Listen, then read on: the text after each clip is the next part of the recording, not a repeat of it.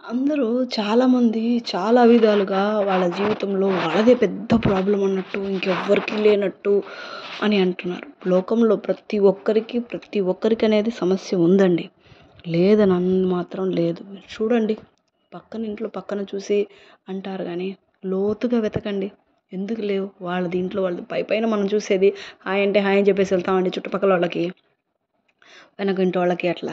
వాళ్ళ దీంట్లో వాళ్ళకి ఏ చెట్టుకి అంత గాలన్నట్టు ఏ కుటుంబానికి ఆ ఒక సమస్య అనేది సహజమండి. నేను ఫర్ ఎగ్జాంపుల్ ఒక ఉదాహరణ చెప్పాలనుకుంటున్నాను. ఇది కరెక్టా? రాంగా? అనేది కూడా నాకు తెలీదు. నా మనసులో ఉండింది చెప్తున్నాను.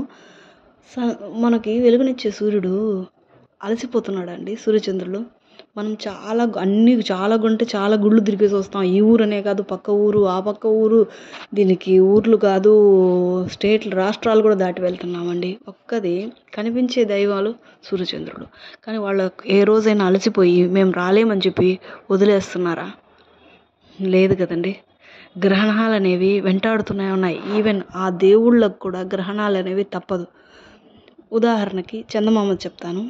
చందమామ ఎంత వెన్నెలను ఇస్తాడు. ఆ వెన్నెల ఇవ్వడానికి మనం తిట్టుకున్నామని చెప్పని, ఒకరు తిట్టారని చెప్పి ఇంకొకరి కోసం ఆగిపోలేదుగా.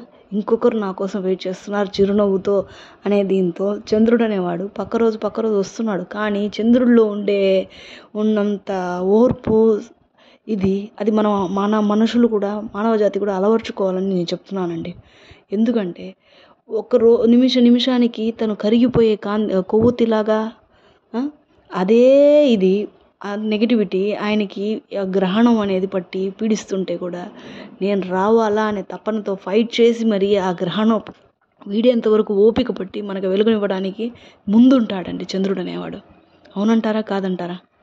అట్లా ఆ చంద్రుడి నుంచి మనం ఏం నేర్చుకుంటున్నాం? ఏం నేర్చుకోవట్లేదు. అట్లీస్ట్ కనీసం ఆ మూన్ లైట్లో వెన్నెలలో కూర్చుంటున్నామా?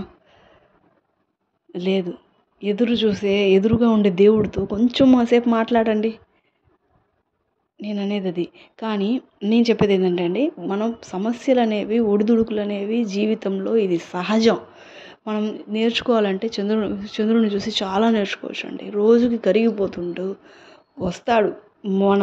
తను హ్యాపీగా పెరుగుతూ వస్తాడు.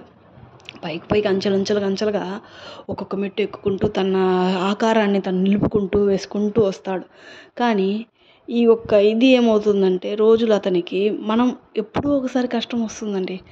తనకి దినదిన గండం అని చెప్పి తెలిసిన వెన్నెలనిచ్చేది ఒక చంద్రుడు మాత్రమే. అవునంటారా? కాదంటారా?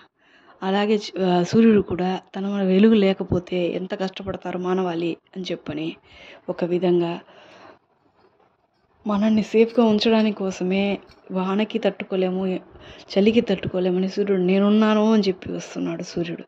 అదేవిధంగా సూర్యచంద్రుల్ని మనం చూసి నేర్చుకోవాల్సింది చాలా ఉందండి. ఆడవాళ్ళు ఓపికగా ఉండాలి.